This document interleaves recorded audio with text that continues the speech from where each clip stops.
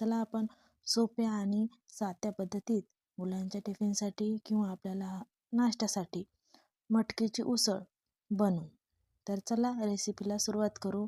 मी इथे एक कांदा, लसूण, कोथिंबीर आणि बेसिक मसाले आणि मोड आलेली मटकी घेतलेली आहे.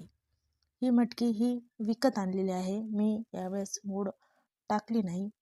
ज्या दिवशी टाकीन त्या दिवशी नक्की रेसिपी तुमच्यासोबत शेअर करेन. आपण आपल्याला आवडीप्रमाणे जशी हवी आहे त्या पद्धतीत आपण मटकी ही सोप्या पद्धतीत बनवू शकतो. तर मी खूप साध्या पद्धतीत बनवत आहे. जास्त तिखटही नाही आणि जास्त तेलकटही नाही. माझी ही रेसिपी तुम्हाला नक्की आवडेल. व्हिडिओ शेवटपर्यंत पहा आणि माझ्या चॅनलला लाईक, शेअर आणि सबस्क्राईब करा. माझा हा व्हिडिओ माझी ताईबाई अक्का ही बघत असेल. तिची पद्धत वेगळी असते, माझी पद्धत ही वेगळी आहे. रोज आपल्याला स्वयंपाकाचा असो या भाजी बनवायचा हा प्रश्न पडतच असतो. काय बनवावं, कुठलं बनवावं, कसं बनवावं. तर आज असा प्रश्न पडला आणि मी मुलांसाठी साधी आणि सोप्या पद्धतीत मटकीची उसळ करायला घेतली. या कलरची हिरवी मिरची ही खूप तिखट असते, म्हणून ती वेगळ्या पद्धतीत पोपटी रंगाची भेटते ना, ती हिरवी मिरची ही कमी तिखटाची असते. फोडणीसाठी आपण हे जिरे मोहरीचा तडका देतो. जिरे मोहरी नसेल तर आपण साध्या कांद्याचाही तडका दिला तरी चालेल. कमी लोकांसाठी बनवायची होती, म्हणजे माझ्या 2 मुलांसाठीच बनवायची होती, म्हणून मी प्रमाण इथे कमी घेतलं. तुम्ही जास्त प्रमाण घेतलं तरी चालेल. खूप सोप्या पद्धतीत कमी तिखटाची बनवली आहे मी.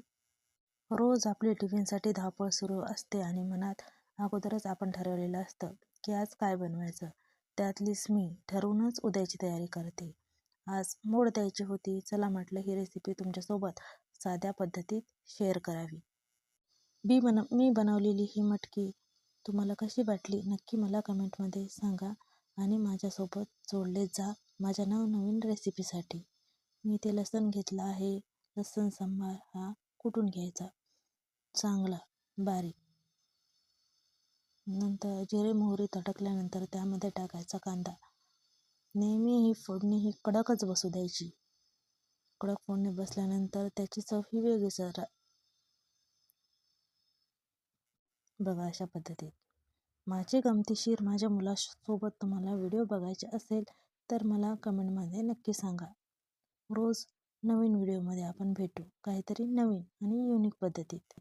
तडका देताना अगोदर कोणी कांदा टाकतो, नाहीतर लसूण कुटलेला टाकतो. मी अगोदर कांद्यापासूनच तडक्याला सुरुवात करते. त्यामुळे कांदा अगोदर हा छान भाजला जातो आणि लसूण हा करपत नाही. नंतर लसूण छान परतून घ्यायचा कांद्यासोबत. कांदा लाल झाल्यानंतर छान खरपूस अशी फोडणी आपण बसू द्यायची. चांगलं एकजीव करत राहायचं. फोडणी ही चांगली परतते. परतल्यानंतर बाकीचे मसाले त्यामध्ये ॲड करायचे, जसं की लाल तिखट, हळद, गोडा मसाला, धने पावडर त्यामध्ये ॲड करायची. ती सतत फोडणी ढवळत राहायची, म्हणजे करपत नाही. एकजीव पूर्ण कांद्याला लागते आणि चव ही खूप सुंदर येते. बघा अशा पद्धतीत आपण उकडूनही मटकी त्यामध्ये टाकू शकतो. मी कच्चीच टाकली. उकळल्यानंतर त्यामधलं विटॅमिन्स मरतं असं मला वाटतं, म्हणून अशी टाकायची आणि त्यामध्ये थोडंसं पाणी ॲड करायचं आणि त्यामध्येच ते पाणी आटू द्यायचं. बघा खूप सुंदर लागते. तुमची पद्धत कशी आहे नक्की मला सांगा. मीही ती पद्धत पुन्हाच्या वेळेस ट्राय करेन. मटकी अशी छान परतल्यानंतर त्यामध्ये थोडंसं आवश्यक असल्यास पाणी टाकायचं. आवश्यक असते, खूप सारं नाही, थोडं थोडं जेवढं आपल्याला कळतं तेवढं टाकायचं. छान त्याला ढवळून घ्यायचं. कोथिंबीर आणि चवीपुरतं मीठ टाकायचं.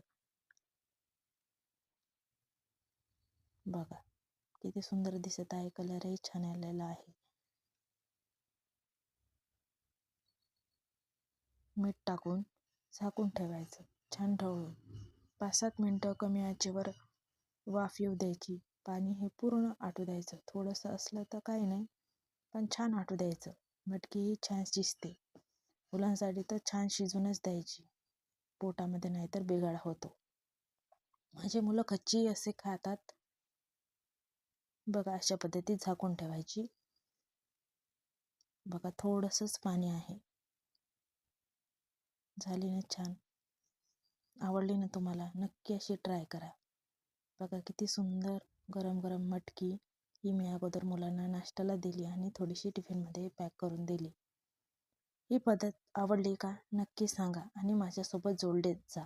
माझ्या चॅनलला लाईक करा, कमेंट करा, शेअर करा आणि सबस्क्राईब करा. थँक्यू.